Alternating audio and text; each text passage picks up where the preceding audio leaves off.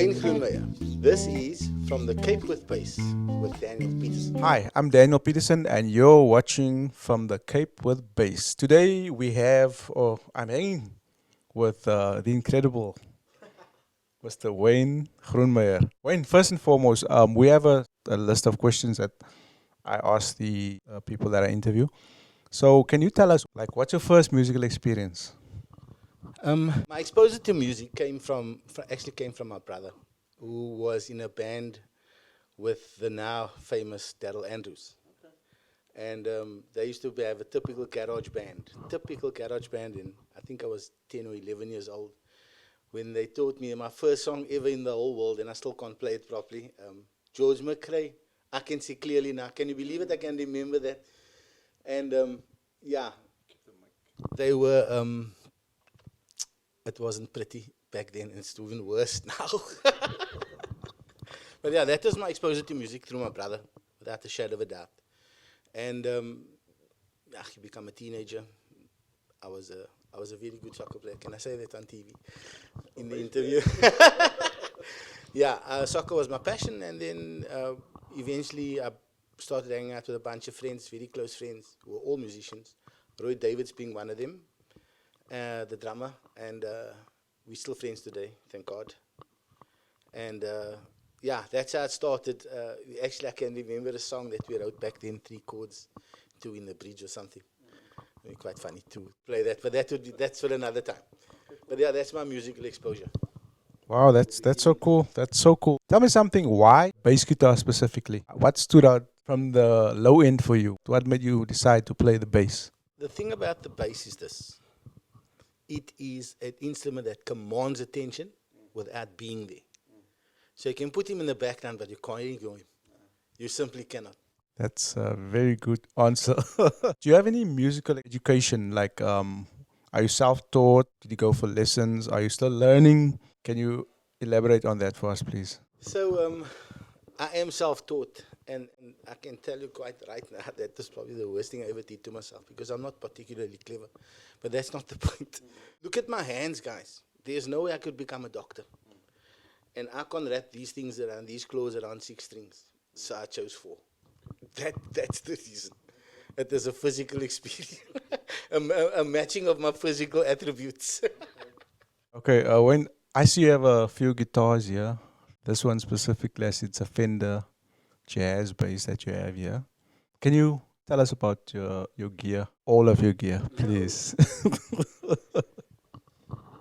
Look, guys, I've been interested, passionate about music for a long time. And most of the guys will say how terrible a bass player I am, but that's not the point. I loved it. I love playing guitar. I love playing bass. And this was a gift to myself, post a particularly traumatic experience. And then when the papers came through, was from dad to dad. My baby, my 5-string Fender, first 5-string Fender. I absolutely adore this guitar. And thanks to the guys at Bottomless Plumstead, they certainly saw me in. They showed me the bass. I said I want it, and they made one hell of a plan for me. Big shout out to Bottomless Plumstead. We'll get back to them. We'll run back to them and I'll show you my other basses. And then you have the Core GB75. There you can see the GB75. I bought this guitar also through Paul Bottomless Plumstead, through Carl Peterson. He arranged this guitar for me, but it was a fretted bass. This is really a nice bass it's got active and passive pickups, modes, active and passive modes. And after becoming a follower of Alistair Andrews, when he was playing with Alvin Dyers, that particular, I mean, he's a 6-string, fretless, just a genius. So I started falling in love with the sound. And then I joined a blues band called Smokestack. And then I decided I'm going to have this guitar customized. I had the neck defretted. I haven't changed anything else. I've just defretted the neck. And Anthony Berry of Guitar Solutions, he did this. And I'm extremely happy, but it takes a lot of getting used to. It really does. Also a gift from dad to dad. Yeah, this is my first precision Fender, but this is the American version. This is Tony Franklin signature bass. There you go. Again, Paul Botner sorted me out. I went in there in Guitar Month, and they made me an offer I couldn't refuse. So I had no choice but to buy this guitar, actually. Yeah, this is a magnificent guitar. The sound on this thing is mind-blowing. Absolutely mind-blowing. This is my very first Fender I ever owned. This guitar comes in a long time with me. I actually played on a CD. With this guitar, yeah, gospel CD. Don't ask me to show you the pictures. But yeah, it was a fantastic experience. This is a 1981 Fender jazz bass, but it's a Japanese version, yeah. I put on this plastic coated strings. I wanted to try the sound too, because of the blues band I'm playing. They want that dullish, more old 70s bass sound, which you get very easily from this guitar.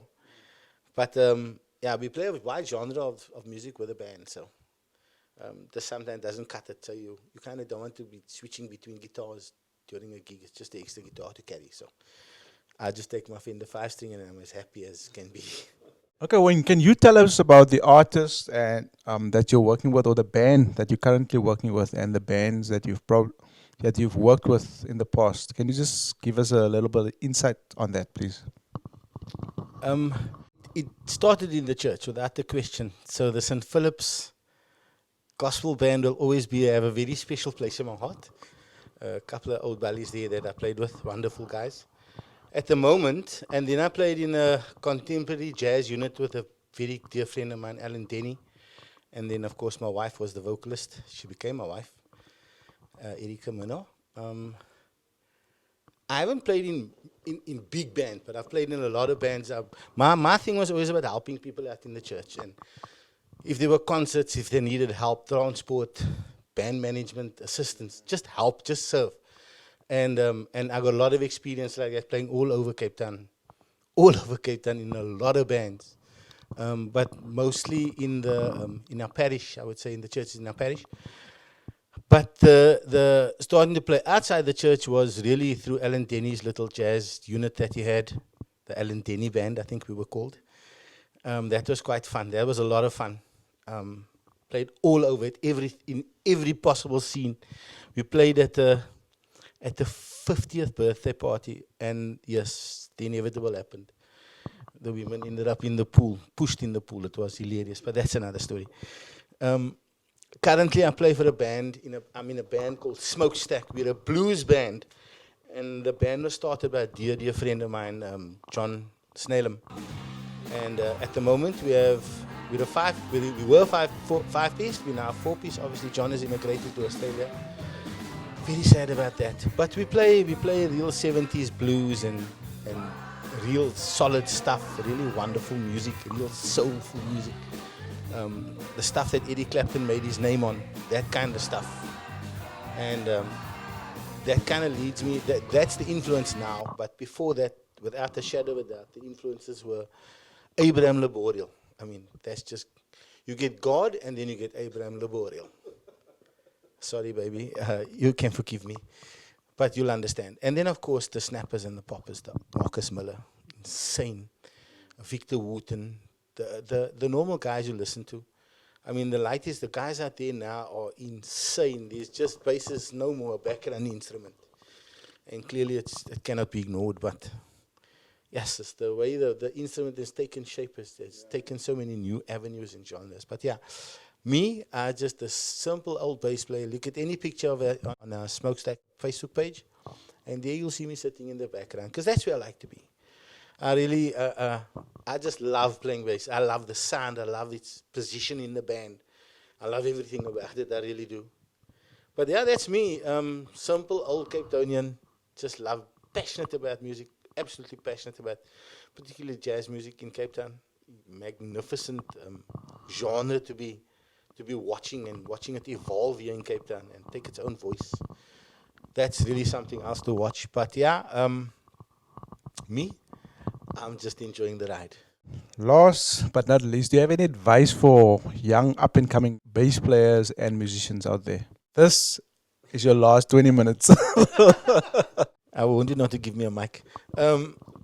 Bass players, young bass players, please, I'm begging you, go and study your instrument. Do not think that you can learn everything off YouTube.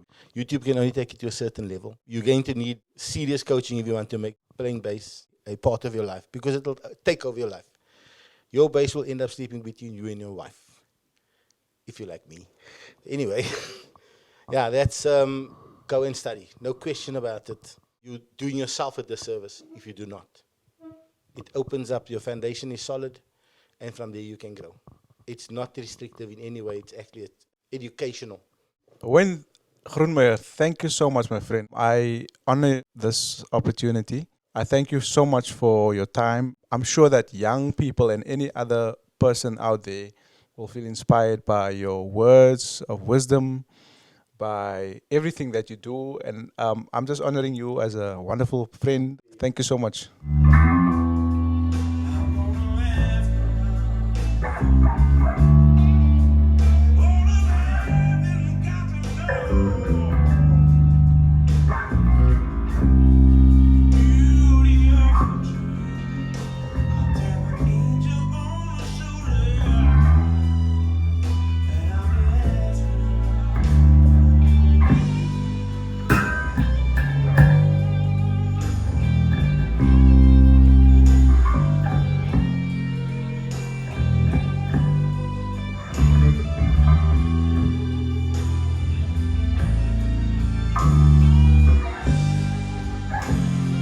Thank you so much for watching this video. Please like and share this video and page with your friends.